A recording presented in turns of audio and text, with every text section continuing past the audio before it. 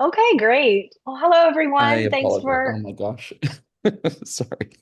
attending today with our friends at Vibrant Pittsburgh. I have Allegra with us, training and development director, and Matthew, who's helping out on the back end here to take on some of our questions. I'm going to turn it over right now to Allegra, who is going to start. So thank you so much. Thank you so much, Amber. It's a pleasure to be with you here today and welcome everyone. Take a moment to share my screen.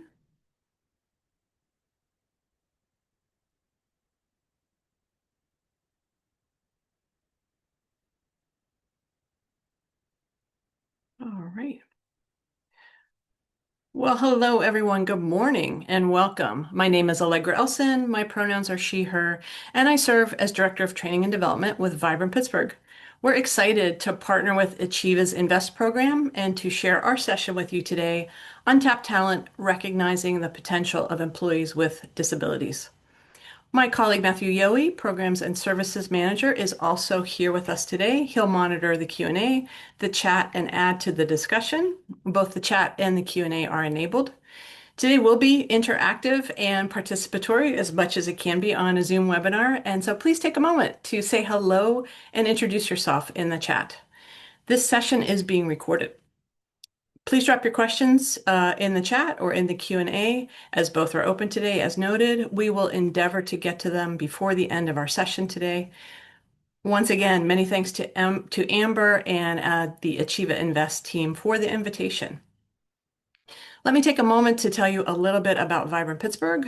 Vibrant Pittsburgh is a premier economic development membership organization dedicated to supporting the growth and economic competitiveness of Pittsburgh as the region's central resource, spokesperson, and convener on workplace inclusion and belonging. Our mission and scope have evolved to address the workplace development needs of our region's employers, supporting over 130 member organizations as they foster inclusive workplace cultures. Vibrant Pittsburgh equips employers to build inclusive workplace cultures that fuel growth and prosperity for talent, business, and our region. Vibrant Pittsburgh envisions a future where Pittsburgh employers offer inclusive workplaces that foster prosperity and belonging, making them a top choice for people of all backgrounds. Please keep in mind that Vibrant Pittsburgh is your regional partner focused on inclusive talent attraction, retention, and economic growth. Please check out our website, and if you're not a member, let us know if you'd like more information on membership. That's at vibrantpittsburgh.org, and Achieva is a member of Vibrant Pittsburgh and a very important partner. As always, with our presentations and also with our trainings, to foster a greater sense of safety and trust, we ask you to embrace the following community agreements. It is our collective and personal responsibility to uphold them. Seek to understand. Actively listen before responding. Use I statements. Speak from your own experiences and feelings. This avoids generalizing about other people and communities that are not your own. Respect privacy. Respect the stories other people share and request permission before sharing them with others outside of our space. And also, please respect our colleagues and those on the call who are where they are within their learning journeys. And share the air. Make room for all voices to be heard and accept all modes of communication. Modes of communication today include use of the chat, Q&A, polling, and also time to reflect. Our session today, Untapped Talent, Recognizing the Potential of Employees with Disabilities. Too often, employees with disabilities are overlooked for their leadership opportunities, not because of lack of talent, but because of limited perspectives on what leadership looks like. Talent development research shows that employees with disabilities are equally likely to possess leadership competencies, yet are less likely to be recognized without intentional inclusive practices. Today, we'll explore how organizations can identify and nurture leadership potential in all employees, challenge assumptions that limit advancement, and build inclusive cultures where everyone can lead with purpose. I also want to take a brief pause, a moment to talk about language or terminology you may hear today. Accommodations. Workplace accommodations involve making specific adjustments or modifications to job duties, work environments, or policies to ensure that individuals with disabilities have equal opportunities for employment and can perform their job duties effectively. This might include providing assistive technologies, modifying work schedules or workspaces, adjusting job tasks to accommodate specific needs. Accessibility. Accessibility is the commitment to ensuring that all individuals, regardless of ability or background, can fully participate in all programs and activities by providing equitable access across the full range of human abilities and experiences. Disability inclusion. Disability inclusion in the workplace is a broader concept that focuses on creating a culture and environment where people with disabilities are fully integrated and valued as equal members of the workforce. This involves not only providing accommodations and ensuring accessibility, but also fostering an inclusive workplace that celebrates, promotes, respects, and actively involves individuals with disabilities in decision-making processes, activities, and opportunities for career advancement. So that's really what we want to focus on today, this idea of disability inclusion. In summary, accommodation deals with specific adjustments for individuals. Accessibility focuses on ensuring access to physical and digital spaces and materials. And disability inclusion encompasses creating a supportive and inclusive work environment for all employees, including those with disabilities. Okay, coming up next, we promised some participation. So coming up next is a Slido poll that you can use with your cell phone or with your laptop or desktop. So you can use the QR code here and or you can join at slido.com. You can also use the chat if you would like to. But this is the question here. When you picture a leader, what traits or images come to mind? And we would like your first thought. Don't edit. This is anonymous. So just take a moment when you picture a leader in your head, what traits or images come to mind? Think of the first thought. And I will hold here as you think about that. Use the chat. Use the Slido.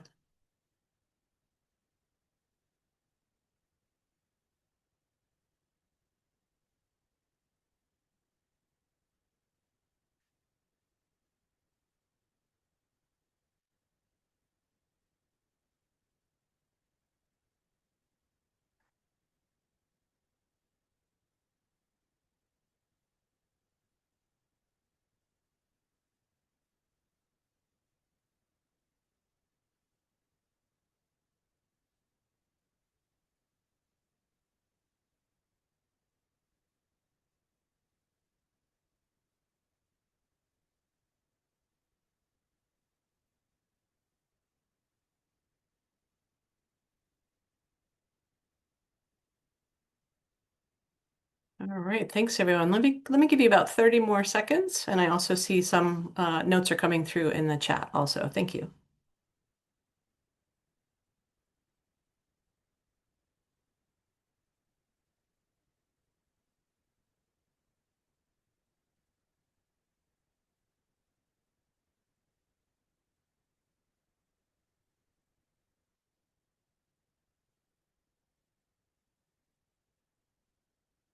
All right, thank you everyone who added either in the chat or in the Slido. And let's take a look. And if you see words that are bigger, those are ones that have been repeated by some of you. So the bigger they are, the more people have thought of that word. So when you picture a leader, traits or images that come to mind. So supportive, integrity, confident. Okay, so let's hang on to the word confident, what that means, what that may or be mean. Being able to adapt, I see also. In the chat, we see teacher, creative problem solving and vision, transparency, inspirational, I'm interested in that one also, and teacher. So we see genuine, we see resilience, thoughtful, and there's also well-spoken. So I'm interested, the reason I'm saying I'm interested in these because something like well-spoken, something like confident, looks different in different people. So I want you to think about those a little bit. Um, I'm also interested in creative problem solving and vision. What is that? What does creative problem solving look like with different people? What does vision look like with different people? I want to invite you just for a moment in the chat to maybe drop in something that stood out for you that's interesting to you. I'll just maybe about 30 seconds as you look at these, as you look at the ones in the chat. Is there one that stood out for you?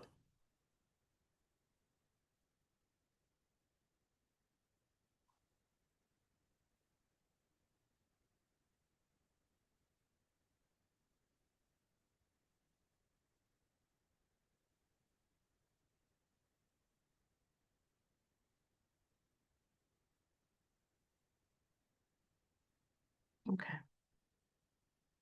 Something that stood out was compassionate, openness, supportive, authentic and genuine. Okay. All right. And someone in the chat has said supportive is probably the most important quality.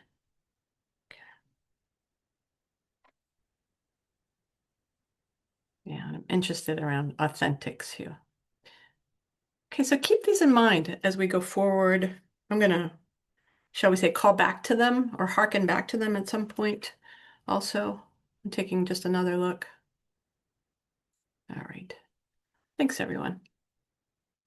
Thank you very much. And I will call back to these as we think this through and think about your thoughts around leaders, around what a leader looks like. And let's talk about something that we don't say out loud often enough. People with disabilities are routinely overlooked as leaders or as emerging leaders in the workplace. It's not because they lack skills, creativity, or drive. It's because we carry very narrow ideas about what leadership should look like, or some of us carry very narrow ideas about leadership.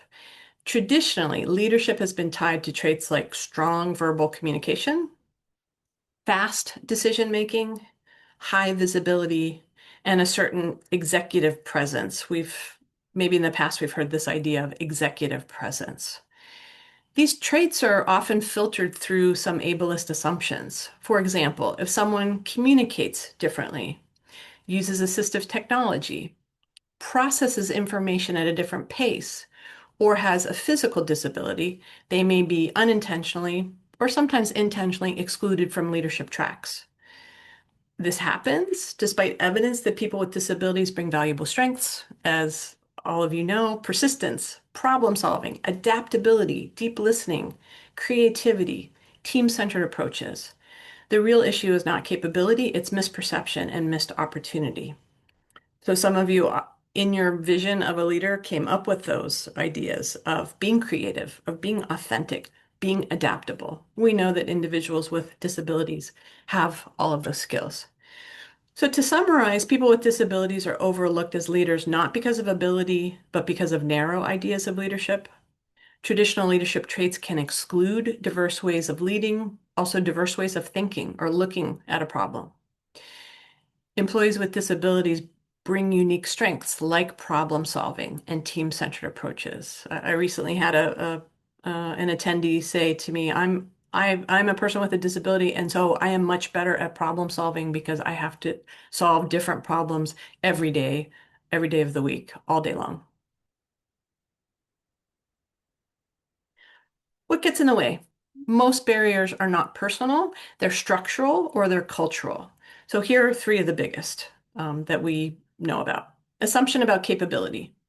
Many people unconsciously assume disability limits leadership potential, and it can sound a little bit like this. This role might be too stressful. They're great at what they do, but I'm not sure they're ready to lead. These assumptions say more about the environment than the person, and we'll talk about general environment in a moment also. Unequal access to mentorship and stretch opportunities. Leadership often grows by being given visibility, responsibility, mentorship, and also sponsorship. So when I talk about sponsorship, I'm saying You talk about me when I'm not in the room. Or I talk about you when you're not in the room. I'm sponsoring you. I'm pushing your name into rooms that you might not be in. And lack of representation. When people don't see leaders who look like them, they're less likely to be seen as leaders. Disability is still underrepresented in management, HR pipelines, and executive teams. The good news is, and I think this audience in particular knows that these barriers are fixable. When organizations address them, leadership expands and culture strengthens. So on this slide, I also have a reflection question, something for you to consider. What barriers to leadership tracks exist in your organization? Give you a few moments to think about that. If you feel comfortable dropping it in the chat is not anonymous. You can, if you just want to reflect on that. I'll give us about 20 seconds to reflect on that.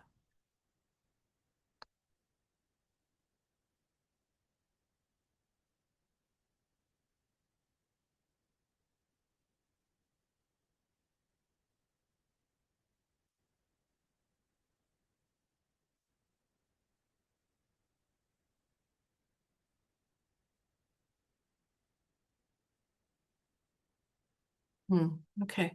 So in the chat, I see prioritization of speed and perceived efficiency of making contributions. Yes, I agree. That need for speed lowers our empathetic muscle, lowers empathy. This need for quick decision making leads us into some groupthink of like, yeah, okay, let's do it that way. Mhm. Another one in the chat, transportation, travel challenges to experiences and events. Yeah, absolutely. Just had this conversation with a friend who I would like to be an officer in an organization that I volunteer in, and he said that would be great, but I have some major transportation issues. I would love to be an officer in this organization, but I'm not sure how I can get there. And so we started to talk about remote possibilities, so that this person could participate in a leadership opportunity with us. So, yeah, thanks everyone. Yeah, great. So keep thinking about that.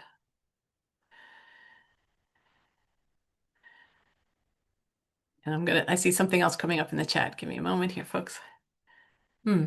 Oh, okay, this one is important too. University degrees, perception that education equates to leadership. I completely agree with that. Um, Met a lot of folks. I think we've all met a lot of folks that, have not finished college or didn't go to college and are just as capable of leadership as anyone else. So, yeah, thank you for that. So we explored briefly why people with disabilities are often overlooked, but let's also focus on what organizations can do differently. And, as we talk about this, we're going to be talking about us as individuals, what we can do individually, but we also want to think more globally, more holistically of what organizations can do. So keeping in mind that leadership is not a one size fits all. Some of the most effective leaders, as you have noted, solve problems creatively, listen deeply, take time to listen deeply, listen actively, collaborate across differences also. When we can redefine leadership, organizations can spot potential in employees that may not fit that quote unquote traditional mode. Next, as you've noted, access matters also, even transportation issues, thinking about transportation, but stretch assignments, mentorship, and leadership programs should be inclusive and accessible to everyone. So if someone has a major transportation issue, works remotely, how can you open a leadership program up that might include remote attendees?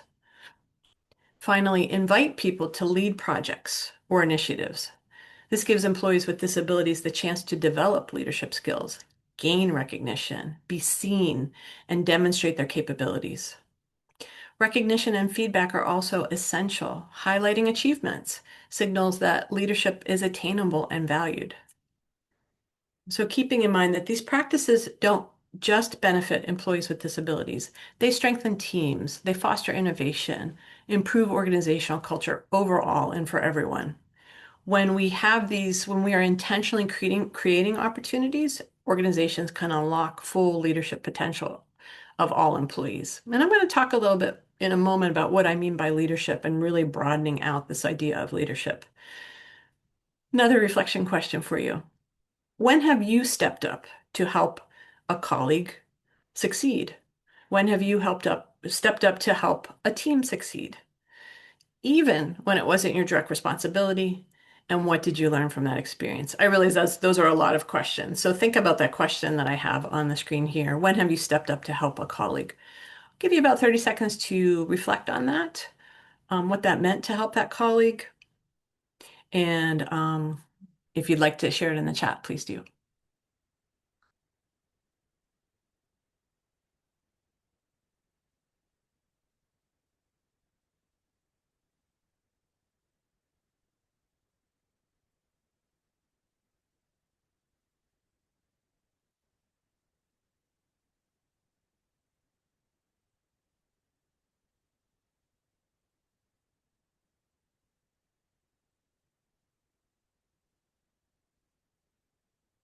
All right.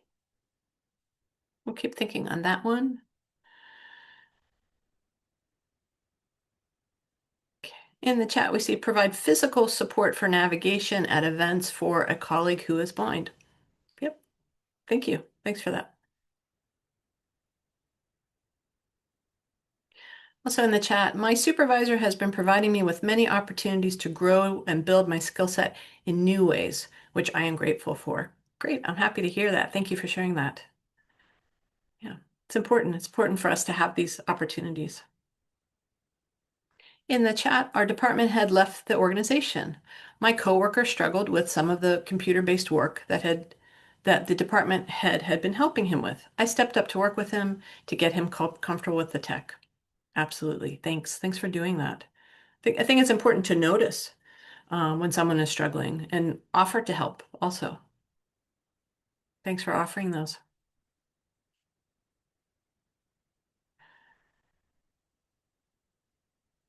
So as we're thinking about this, we know that these practices don't just benefit employees with disabilities.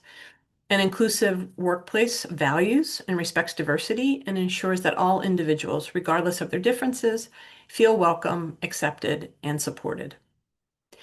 Research by Catalyst confirms that both belongingness, defined as the perception that one feels part of a group, and uniqueness, defined as the perception that one is distinct from others and that others value that distinctiveness, are both critical factors for inclusion. So think about that, belongingness and uniqueness. Organizations that are proactive in creating diverse, equitable, and inclusive teams and work environments see significant improvement in team and organizational performance, increases in engagement, improvement in decision making. Leadership is not limited to those with official titles, status, extroversion, charisma. No matter your background, experiences, identities, or where you are within your organization, you can lead inclusively. So thinking about those zones of influence that you have, those are areas of leadership also. And I'd also like you to think about the idea of, we frequently hear culture fit. Think about this idea of culture add. And I know that more people and more employers are getting to, how does this person add to my team? How does this person add to our culture instead of fitting in also? Some other reflection questions. And so just, take these for a moment. As a manager, what does it mean for you to be inclusive with your direct reports? As a team leader, how can you foster inclusion with your work group? As a colleague, what behaviors do you use to promote inclusion? To effectively address our differences and move forward within our organizations with a shared vision for inclusion and belonging, we must be willing to treat people fairly and with respect. We must understand, value, and accept uniqueness, that uniqueness that we talked about, and create conditions that build confidence, build belonging, and also build psychological safety. Being able to stand up and say, this isn't working, I have an idea, and feeling comfortable to do that is also important too. So from here, I'd like you to join the Slido again. If you have it up on your phone, it should automatically go to this question, even if you have it up on your laptop also. So what's one change you think your organization could make to identify and elevate leadership potential in all employees? yes, our focus is on employees with disabilities, but also thinking about everyone that you work with. What's one change do you think you could make? And I'll take a moment here as you contemplate the question.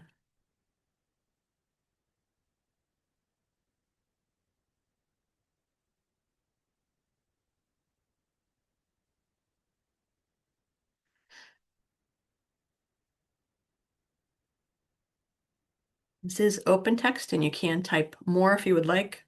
It's not a word cloud, so you're more than welcome to add a sentence.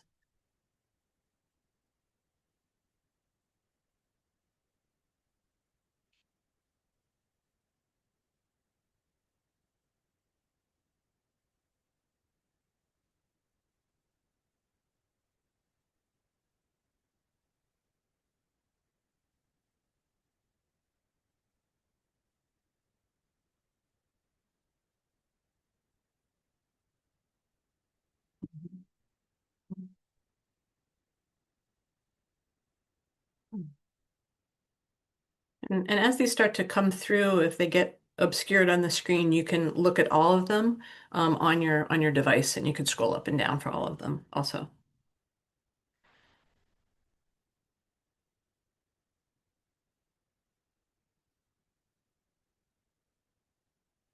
Mm.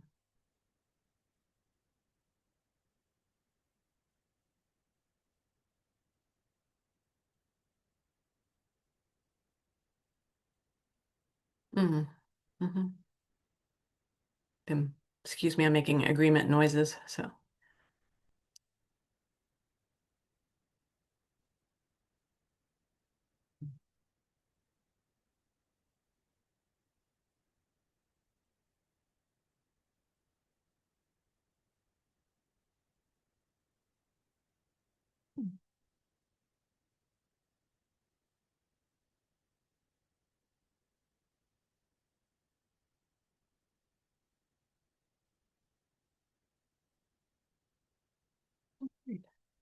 Thank you to those who have responded. I'm going to hold. Yeah, I'm going to hold for about 30 plus more seconds as people are typing in. And I want to go over a few of these. They're quite interesting.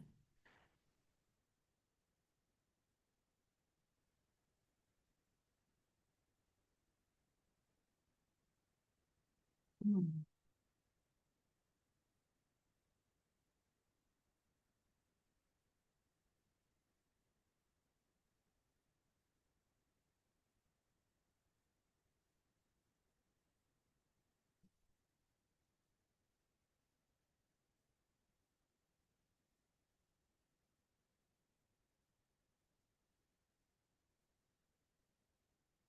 All right. Thank you, everyone. I'm going to take a moment to go over some of the ones that were towards the bottom. I'm not able to scroll on the screen that you're looking at, but you can as you're looking at the Slido.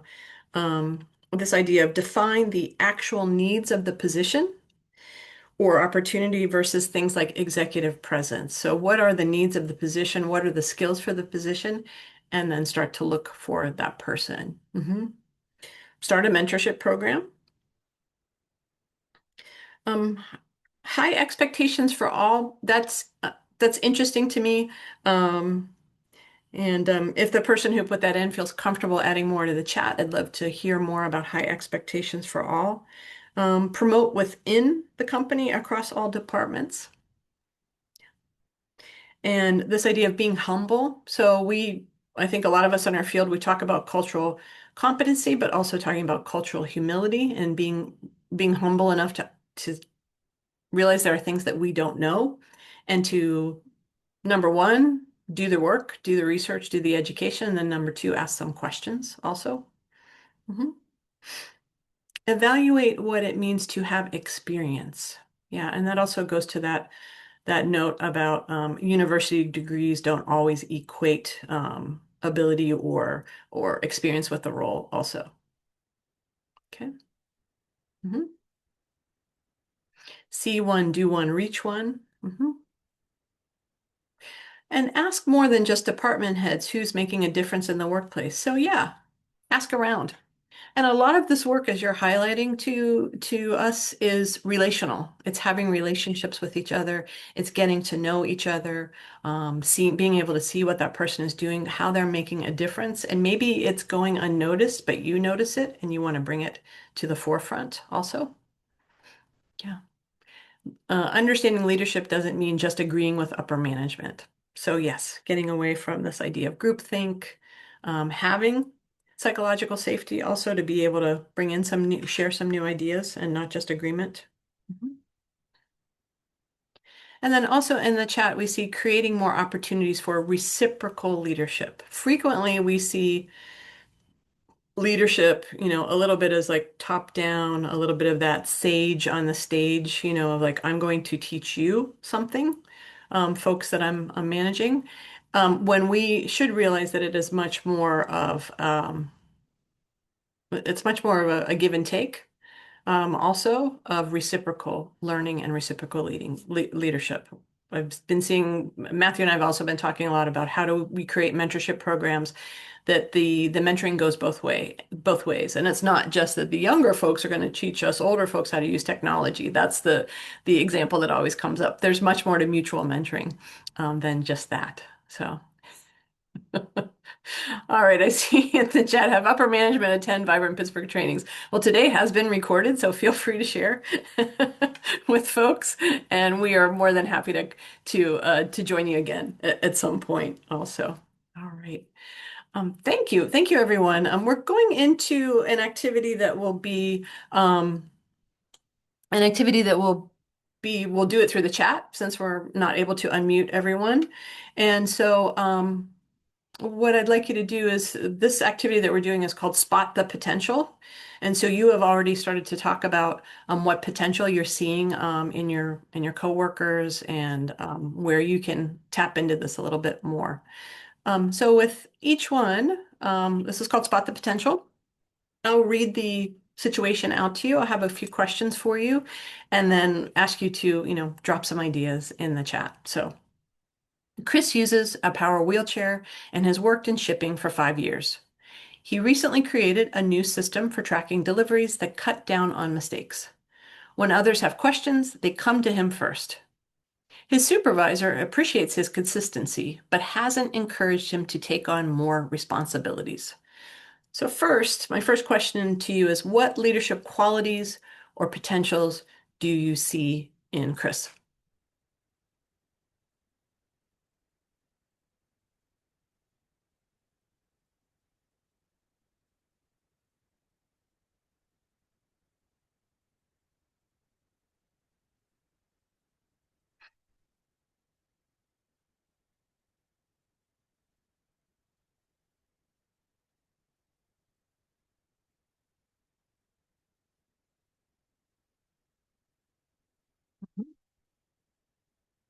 All right.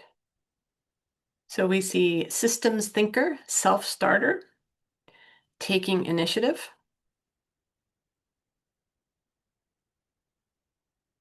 dedication to his job. Mhm. We want to capitalize on strengths. Yes, absolutely. And his ability to create and problem solve. Mhm. Yeah. Okay. Two more questions for you that I'm going to also drop in the chat. What might be keeping this person from being seen as a leader? How could a manager or what could a manager or organization do to support their growth? And I'll drop these in the chat also.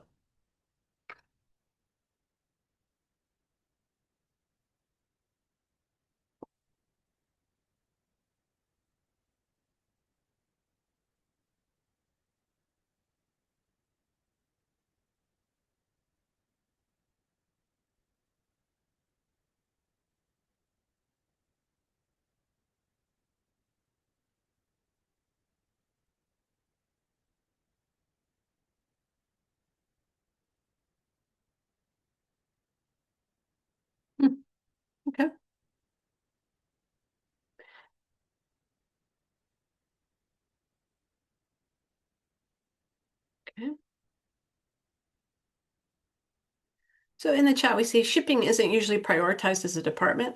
It's right. It's just a thing that happens. Make it happen, make it go well. Right.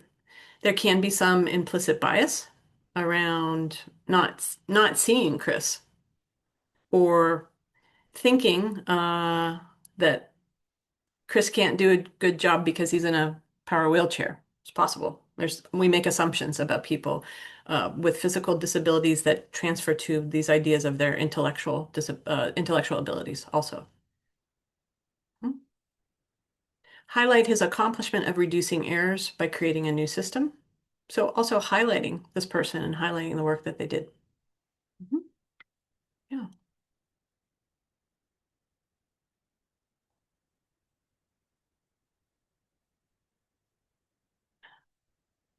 Had a thought. Sorry, everyone, I lost it for a moment there.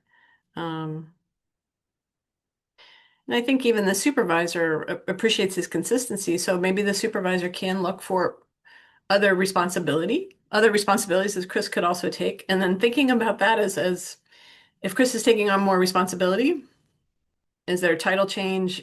Is there a raise involved in that too? So making sure that the reward is not just more work, that the reward is a title change and a raise also. Chris could also self-advocate. Yeah, absolutely. This go again, I absolutely agree that this was in the chat, Chris could also self-advocate. I agree if that's something that Chris would like, he should also self-advocate too. Right? It goes both ways. Great. Thanks, everyone. Let's go to the next one. I have three today for you. And also keeping in mind that we will have time for Q&A and we will have time for you also to connect with the Achieva staff who's on today. So Jordan has Down syndrome and works part-time organizing files and delivering mail. Everyone in the office knows Jordan because he remembers people's birthdays and makes new hires feel welcome. When a team member was out sick, Jordan volunteered to help with basic data entry and finished the task early. His manager thanked him, but didn't think of offering more responsibility. So from here, I'll be less prescriptive and ask you, what do you think would be next steps for Jordan? What recommendations? Perhaps you're seeing this and you know Jordan's manager. What might be the conversation you would have?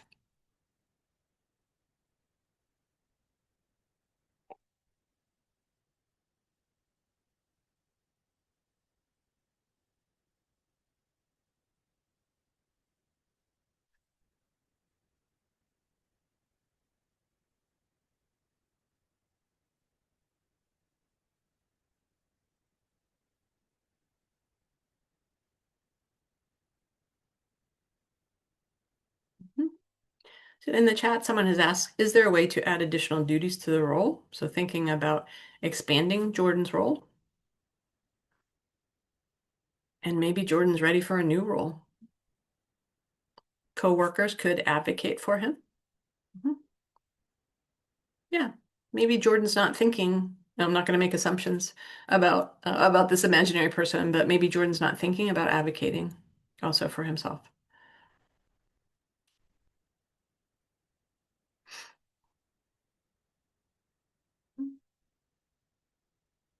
Yeah, so some of you are also picking up on, you may not be the manager, but you're witnessing something also that's happening, and maybe speaking with the manager about it, maybe speaking with Jordan about it. Does Jordan want more responsibility, or is he happy to help out when needed? Right. Thanks, everyone. Let's do, okay, and there's one more in the chat. Highlight the benefits to the group for Jordan's willingness to go above and beyond. So there are benefits about that too. Yeah, it's just not a nice to have. Jordan's a great guy. Jordan's so friendly. Also, Jordan has other skills that can add to the team effort. Okay. Okay, Leo is autistic and has worked on the production line for 4 years. He pays close attention to detail and often notices small equipment problems before they cause delays. Other workers trust him to double check quality. He prefers clear instructions and quiet spaces, so he often eats lunch alone. Leadership sometimes assumes he isn't interested in leading. So I know that I've made this a little obvious, but would love to get some of your ideas of what's next for Leo.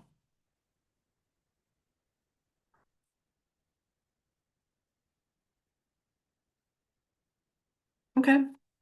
So note, okay, thank you for that note. Leo has autism. No, don't make assumptions.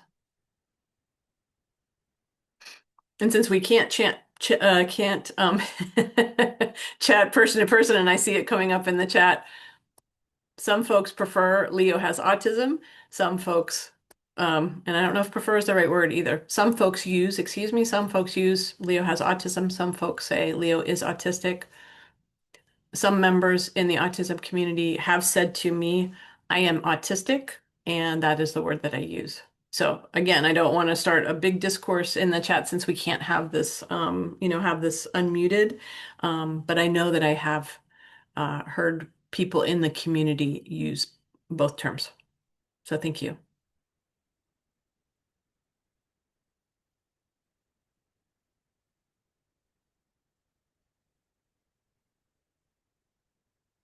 And the first one from our chat is to don't make assumptions. And I think that that is key, is that when we work with other people or if we are in leadership, we make assumptions about, well, so and so seems fine in their role.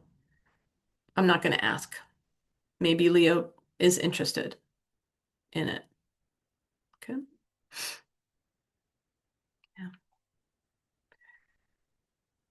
As you think these through, what do these stories, and of course these are made up, what do these stories tell us about who gets noticed as a leader?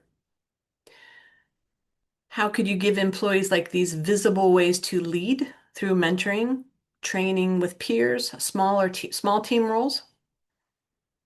What systems could change so leadership is defined by actions and impact, not just communication style or job title?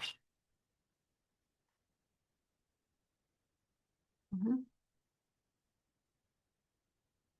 All right. So in the chat, I see his social preference should dictate his work performance or assumptions. Leadership should open a discussion with Leo instead of assuming. Excuse me, sorry about that. Yeah. And I'd really like you to think, um, yeah, think about system change also. Yeah. Also in the chat, just because someone has sensory issues doesn't mean that they wouldn't enjoy any particular role.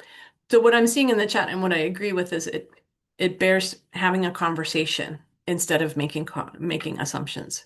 And it could be Leo may say, I'm good. Thanks so much for asking. Or Leo might say, I didn't know that was available for me. Tell me more. But we haven't had the conversation. No one has had the conversation with Leo. So yeah, so also just think about, and that's also why at the very beginning in the word cloud, someone had put in well-spoken. And to me, that term is a little loaded because what does well-spoken mean? What does well-spoken mean if you're deaf? What does well-spoken mean if you are nonverbal? So that's why that, highlighted to me. So this idea of actions and impact, not just our communication style, not just our job title. So how do we change our thoughts around leadership there also? So, great. Thanks, everyone.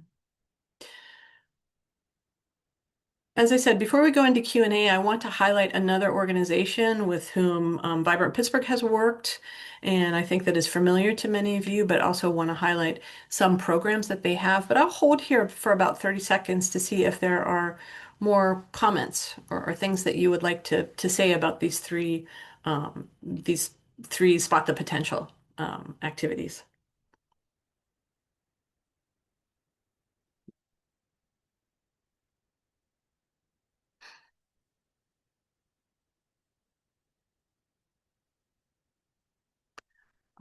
Jack, I see that you've raised your hand, and I believe you are a panelist, so I think you can unmute. So please go ahead, Jack. Yep. Yeah. First off, I really like to spot the potential exercise here, and as you started with characteristics of a leader, that kind of begs a question with Leo to, what is the definition of a leader in this setting? It is contextual, right? It's Absolutely. subjective. Hmm. A leader in this setting may not be chit chat during lunch. It might be production, side by side leadership in the trenches, leading, from the back, right? Versus or from the front, as people follow, that lead. So, I think this all goes back to defining what leadership is, and I'm really interested. I know you're not ready for the questions yet, but how you go about defining leadership, and I we're aligned, our organizations, and it's really apparent. It's been nice just being quiet for a little bit and listening for a change for me. But hearing our alignment, I'm wondering if that's something that you do when you engage in training, doing audience assessments, and then kind of catering your definition of what leadership is, based off of, again, the context of the work. So I know that's a lot to unpack, but you got me thinking here. How do we define leadership? Is that department to department, or is there's some sort of recipe for it? I'm sure there isn't. But I'm wondering It's how you go about doing it. Thank you. Yeah, and I think that's a great point, Jack. The recipe, it changes from organization to organization and being open, I think, to the recipe changing. And I think this is a conversation we're going to be continually having going into 2026. We're having it quite a bit of, what does the future of work look like? What does human-centered work look like? As we also grapple with AI, AI can be a wonderful tool, particularly for those using assisted technology. And so things that we're grappling with as we go forward, to your point, Jack, is how do we define leadership? And that is the question I'm asking all of you in attendance today, too, to really think about and take back to your organizations and think, clearly through, because I don't want to present myself as an expert in the field of disability inclusion. We lean very heavily on our partners, including Achieva, to help us with this. So I want to start the conversation and have everybody think more deeply about what does leadership look like at your organization? How do you define it? And how do we get away from our defaults of what leadership should look like? And so that's what I'm thinking. And I think, and we'll have time to Jack, I want to explore your question a little bit more with the audience too, and ask them to think about it too. So thank you for that, Jack. You're welcome, and Well, thank you. sure. Do you want to take a moment to highlight the organization Disability Lead, which now has an office open in Southwestern Pennsylvania, and Jess Granger is their executive director.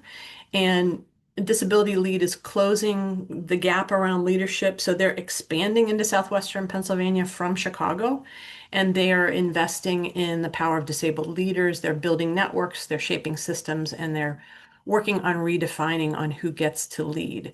So, what I'll drop in the chat is just some quick information because they have some different programs for people.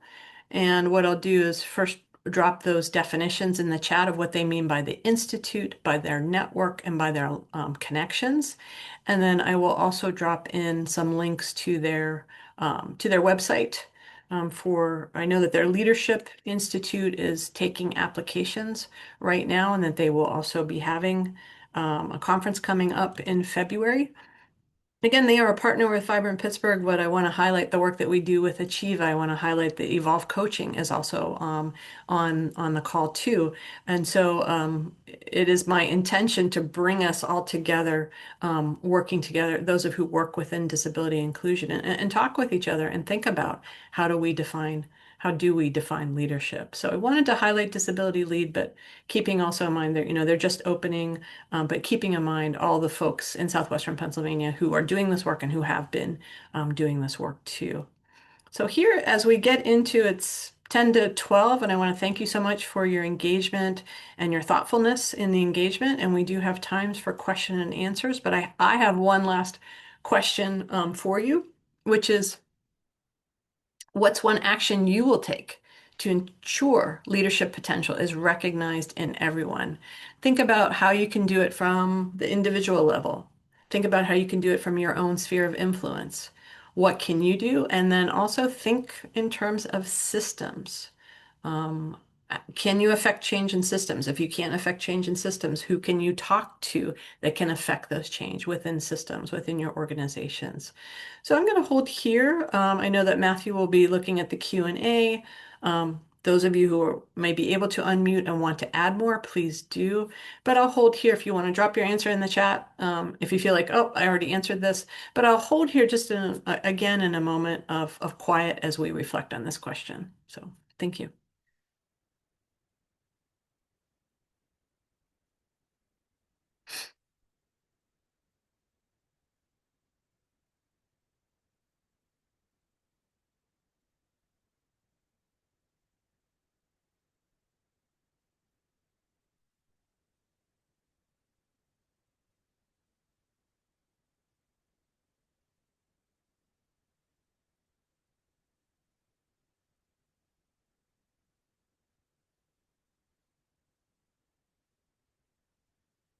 Hmm. In the chat, I see I will continue to advocate for the switch to cooperative groups instead of linear hierarchies. Yeah, thanks for that. Thanks for that. I also, Allegra, if I may comment, appreciate Johanna's comment there. And Amber knows because we've been on this journey together in more of a collective leadership engagement, lack of a better phrase, where we've been building support, to better serve people that are interested in competitive employment. And I think I was pretty stuck on the hierarchical process of leadership. I was stuck on I need this team, these direct reports, to create a real department. Whereas I already had partnership or participation in a reciprocal leadership called our community of practice, which is our ambassadors who focus on person-centered thinking, planning, and action. And to me, a lot of this conversation validates that and doesn't take away from the hierarchical. I mean, there's need for that. I've been involved in that and I've led that, but there's great freedom in this reciprocal leadership. And I think, I'm going to do a better job of not only, respecting that, celebrating that, but also, challenging others to define, what leadership means to them and how, they are a part of it. So that's just me. Thank you, Allegra. Yeah, thanks, Jack. Yeah. Yeah, as somebody noted in the chat, it doesn't take away, it builds a stronger base. And for those of you in the Slido, thank you who entered things in the Slido. So make space for others to contribute new ideas in meetings I facilitate. Yeah, really think about even thinking about how you run meetings. Do you send out your agenda in advance? Do you give folks a chance to comment on the agenda before the meeting?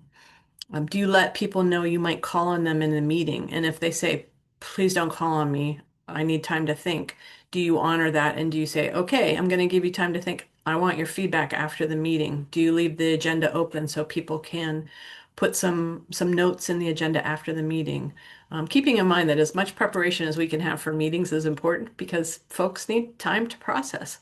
And that is why, we always say, embrace the silence a little bit. I think we've all been in presentations, trainings, meetings where anybody have any questions? No. Okay. Anybody have any comments? No. Okay, let's move on. And it's like there was not that pause to let people think, and we all need it. So continuously reflect on my assumptions, challenge my perceptions moving forward. Yeah. Thanks, everyone. Thank you so much. Well, we have a little bit of time, and I don't know if there are questions in the Q&A, or are there questions that other folks would like to ask, but what are your questions? And we have a lot of great folks on the call also that can answer questions too.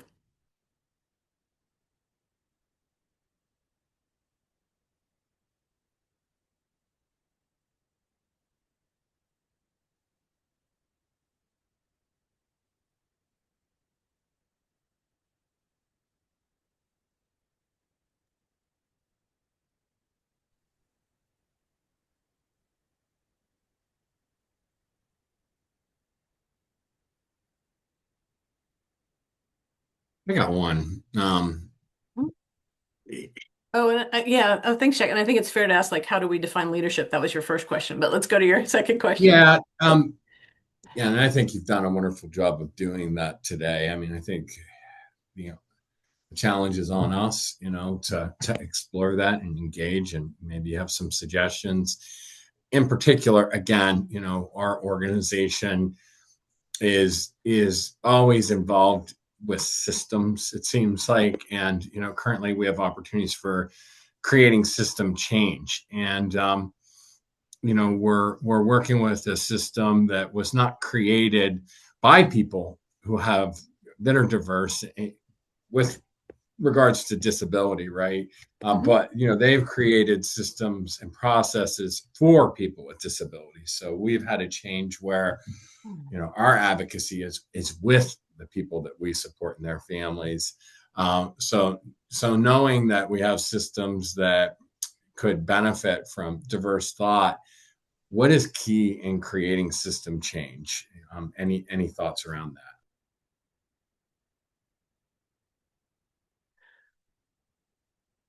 Well, I think it goes back. Keys to creating system changes, so it's a little chicken or the egg or cart before the horse because we need to have leadership that's open to system change. And so I think that's the tricky part. We need to be developing we need to be developing workplaces and meetings that have psychological safety and where we can share some ideas with leadership around system change. And that takes a while to develop. I mean, I've had folks say to me, we have plenty of psychological safety. I can say what I need to say to leadership. And I've had other people say to me, I have none. I am not going to say this to our CFO or our CEO or something like that. So I think it's maybe looking a little bit at the landscape and evaluating and then sort of taking what is your little hive where you can start to develop some psychological safety? What's your area where you can do some system change and try to think about how to have it grow out and be able to show leadership of some ways that systems can change. I think it's a continual um, a continual conversation that we need to be having. And I know that I'm hedging a little bit, so I hope I answered your question, Jack. Is that helpful No, at you all? have know the audience, right? And and promote psychological safety. I mean, and the system change that I'm talking about is more external than internal. And we're Mm, aligned. We have our okay. core values. Okay. Gotcha. Um, you know, the issue is that the system isn't built off of the same core values that we're working towards, Mhm. right? Yeah. But we still need the system to fund the Mhm. supports that we're delivering, if that makes sense. So, Right. trying to create system change, can be a challenge. And, we're public facing. We don't want to offend people or burn bridges, right? So that Sure. Sure. psychological safety inherently it is probably not there because we can't share everything that we believe, right? Okay. Out of the Yeah. gate. But I think you mentioned it earlier today in the conversation about building relationships. So I think it goes back to that and trust, Hmm. with these external entities. Our relationship with Vibrant Pittsburgh started somewhere. I don't know where it started, but there was a conversation, and then we built to this place Hmm. where here you are, partnering with us. We're partnering with you, right? Hmm. So those are Yeah. good things. Yeah, yeah, absolutely. And I think that goes to then you're talking about advocating outside of your organization. What does advocacy look like? What does advocacy look like when you're a 501(c)(3), as many of us are, and what type of advocacy can you do? But it is relational and it is those conversations and it is showing up and maybe it is pulling an elected official aside and saying, did you know? Or maybe it is pulling aside, someone and talking with them because we had a great conversation in one of our lunch and learns where somebody said, I'm fine. I'm a person with a disability. It's the world that's not fine. The world's not built for me, but I'm fine. And so thinking about even ideas of universal design across systems that can be beneficial to everybody, I think is also a consideration. So again, it's relational. When we think about Pittsburgh, everyone jokes that, the Pittsburgh region, everyone knows everyone. Okay, well then let's start to have some conversations also. There was one more question I wanted to address in the chat. In your opinion, how's the push for more diverse leadership in Pittsburgh going? I think it's going well. I think you all know that we have had this has been an interesting year. And there has been a lot of pivoting. There has been a lot of productive reaction. I think that we know that the Pittsburgh region um, always needs to be having this conversation and needs to be having all sorts of diverse leadership within for-profit and nonprofit. I think that messaging is being heard because as a region, we still continue to need to grow. We need to grow and advance the people who live here, and then we need to also invite more people to come here and to work here. So thinking about attraction, but also thinking about retention and thinking about elevation. So it is it's a constant conversation. But what I would say is of of our 130, 140 membership, that's a conversation that we want to have. And that's not a small number of organizations in Pittsburgh that are connected with Vibrant Pittsburgh who want to have a conversation about diverse leadership, about workplace inclusion and belonging. So I continue to remain positive in the work that we do. And I'm just so happy to be with all of you. I want to say thank you for your engagement. Thank you for everything that you've added to the discussion. And I look forward to talking with you more. I've dropped in our emails, I've dropped in our website, and you can always connect with us on all of our social media channels. So I'm going to turn it over to the Achieva team with my thanks and thanks to everyone who attended today. Yes, well, we thank everybody that has attended and commented. So much interaction in chat, and obviously within the opportunities that you've given us to engage. Thank you, Matthew, for being here today as well, and Allegra, it's our pleasure, to have you here today, and I'll let Ambra say a few words, and we'll say goodbye for now. Yes, thank you so much. Everyone, thanks for tuning in. It was great. Just saying same thing Jack said. Good conversation, and something that's really sticking out is really appreciate everybody coming together. It's about all of us joining in and all of our ideas and ways that we can build on this so everybody knows what we're doing and everybody wants to be part of it. So thank you again to Vibrant Pittsburgh and everybody else that attended. And we will definitely be tuning into more of your webinars. So thank you. Thank you so much. Thanks, everyone. Bye, everyone. Bye. Bye now. And of course, a shout out to Chris Milo for taking care of, the Absolutely. Zoom for today. Appreciate you, Chris. And yeah, again, have a great day. Bye-bye. Thanks. Bye-bye. Bye.